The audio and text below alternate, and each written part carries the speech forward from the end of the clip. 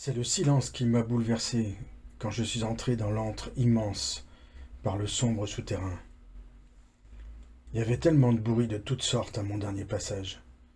Le claquement sec des gouttes de métal en fusion sur le sol, le souffle tapageur des forges, la scansion régulière des pistons de brame, le blast fusant des giclées de vapeur, le grondement continu des hauts fourneaux, la sibilance des turbines inertes, la percussion sidérante du déplacement des corps, les échanges et les cris, en corps de chasse, artillerie de cuivre, miaulement harmonique des sirènes, le craquement des conversations croisées.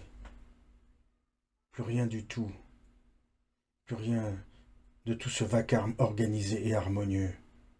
Rien qu'un silence intense et glacial. C'était choquant.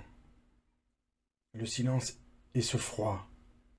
À la fournaise qui dominait l'atmosphère, ce froid marmoréen sur ce sol maintenant vitrifié et salement ocre.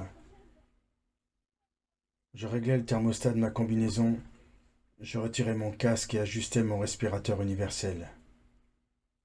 Je décidais presque avec une réticence qui ne me ressemblait pas de m'approcher de cette masse vivante couchée au fond d'une caverne.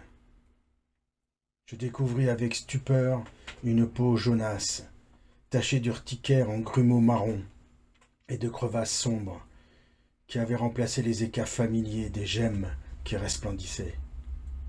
Il gisait sur le flanc, immobile, le souffle court, fusant comme le bourdon lugubre d'une cornemuse. J'étais troublé et abattu à cette vision. Il ouvrit péniblement son œil devant lequel je me tenais, et il poussa un soupir de corne de brume asthmatique. J'entendis mon nom, il m'avait reconnu et me saluait. Je saluais en retour. Je saluais le grand Iskay Dript Gagiltrik, le dernier dragon Riuldin de la planète Tritacan, constellation des Amis. Iskay, mon ami de toujours. J'avais appris qu'il était mourant et je suis venu pour un dernier adieu. Son œil s'était refermé, il ne le rouvrira plus. J'aurais donné tous les trous noirs de la galaxie pour que cet œil s'ouvre encore sur l'étincelle passage vers la lumière transcendante et chaude de son amitié. Un dragon riuldin qui vous regarde de sa pupille verte dorée et qui vous transporte dans son tout-monde, cet entre-deux partagé qui vous consacre et vous donne son amitié. Et le chagrin s'effondra sur mes épaules quand je n'entendis plus son souffle pibroque.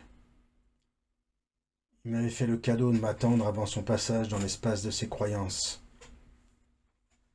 Je saluai sa dépouille, remis mon casque et sortis de l'antre. Tricatan n'était plus qu'une immense étendue de glace, planète anéantie par l'extinction de ses soleils. La civilisation riuldanienne venait de s'éteindre définitivement avec la mort de son dernier dragon. Je m'installai au fauteuil de commande de ma capsule de feu X-67. Je posai devant moi sur le pupitre la photo que j'avais prise de son œil clos, sous la boursouflure argile de sa paupière granitique, masque funéraire de mon éternel souvenir. Je déclenchai mon moteur astronave surluminique et je m'enfuis, le cœur gros de lassitude.